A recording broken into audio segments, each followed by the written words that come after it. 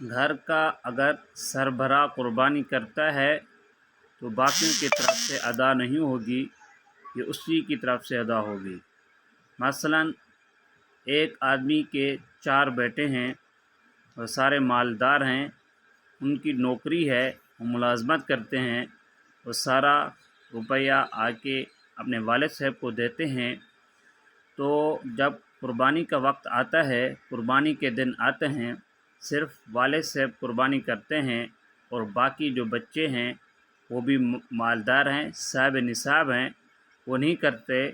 صرف یہ سمجھتے ہیں کہ والد نے کر لی ہے تو ہماری طرف سے بھی ادا ہو جائے گی، تو اس طرح ان کی طرف سے ادا نہیں ہوگی،